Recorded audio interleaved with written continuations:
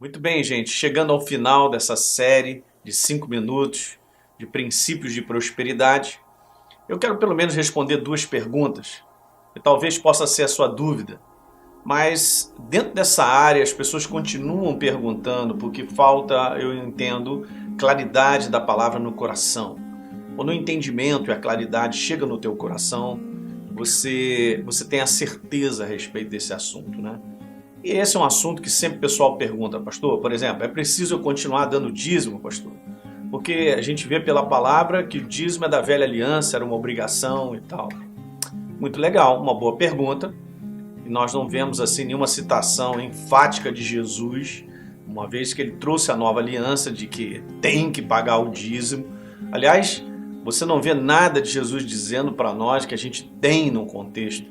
Mas é tudo porque tem que ter um entendimento. Jesus é o cumprimento dessa aliança.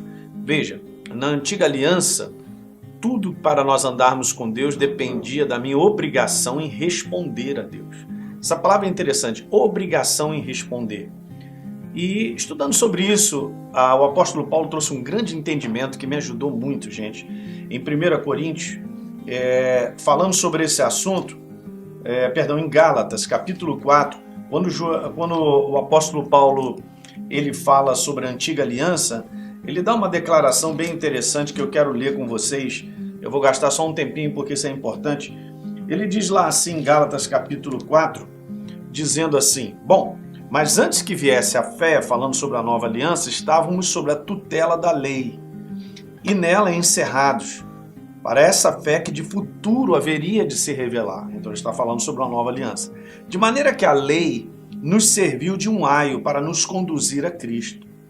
E ele colocou assim, a fim de que fôssemos justificados por fé. Veja que coisa interessante. Mas tendo vindo a fé, já não permanecemos mais subordinados ao aio. Veja que interessante. No verso número 4, ele diz assim, olha, digo, pois, que durante o tempo em que o herdeiro é menor, é o que ele está falando, em nada difere do escravo, pois que ele é senhor de tudo. Agora olha só, mesmo sendo o herdeiro menor, ele é senhor de tudo. Verso 2, mas ele está sob tutores e curadores até o tempo pré-determinado pelo Pai. Assim também nós, quando éramos menores, veja bem, está falando sobre a antiga aliança. Paulo ele faz essa consideração super interessante de que o homem na antiga aliança era criança, precisava de um tutor. E quando você tem seu filho, certas coisas para que ele cresça, para que ele receba benefícios, seja abençoado, nós precisamos, por obrigação, dizer, menino, você tem que tomar banho, vai tomar banho, não quero e tal. O contexto de criança e com aquele que é tutor é um contexto muito importante de obrigação. Se você não faz isso com o seu filho, ele vai crescer completamente desregrado e completamente fora de todo o propósito abençoador. Por quê? Porque o tutor está aí justamente para fazer isso. Então o contexto da antiga aliança, gente, para a humanidade, isso aqui entrou no meu coração e eu quero passar para vocês, era um contexto de meninice. E quando é meninice, nós precisamos da obrigação em fazer, porque aí é que nós cresceremos. Então alguém tem que dizer, olha, você precisa. E a lei era assim. Mas agora, Paulo diz uma coisa bem interessante. Mas está sob tutores e curadores, como eu li com você. Assim também nós, quando éramos meninos, estávamos servilmente sujeitos aos rudimentos do mundo. Mas agora veio a plenitude do tempo e Deus enviou seu Filho e tal. E quando Paulo vem a falar aqui agora sobre a condição na nova aliança de sermos filhos, ele fala sobre filhos na maturidade. Você já reparou? Eu não tomo mais banho agora na maturidade por obrigação, eu tomo por consciência de que eu sei que eu preciso tomar.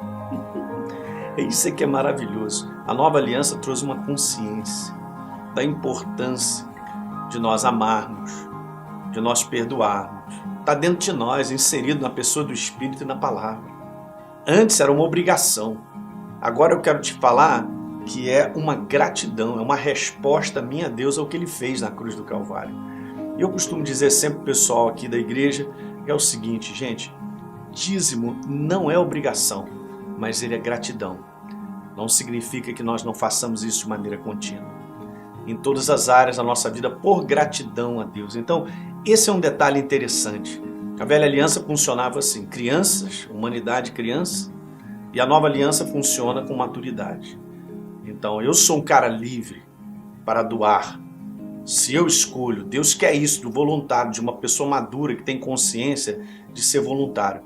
E um outro detalhe, só para terminar esse ponto, é que o dízimo começou antes da lei, né? Abraão, ele deu dízimo a Melquisedeque, nós sabemos que é o representante, o sumo sacerdote, estava representando a pessoa de Jesus.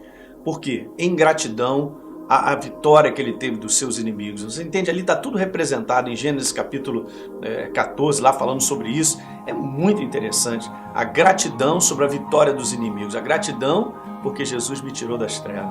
Ó. Então agora o dízimo para mim é gratidão. Não é uma obrigação, mas é gratidão. Deus não quer nada que o ser humano faça por obrigação. Se não for de coração, não funciona. Deu para pegar isso? Isso é importante, é um detalhe legal. E eu, por último aqui, dizimar e ofertar me dá garantia, pastor, de eu não ter prejuízo nas minhas finanças. Não é questão de te dar garantia. A própria palavra declara, se você semeia muito, você vai colher muito. Se você faz tudo isso do coração, Deus prepara tudo, uma bênção para você. Agora tem um detalhe, eu vou terminar com isso. Esse é o ponto importante.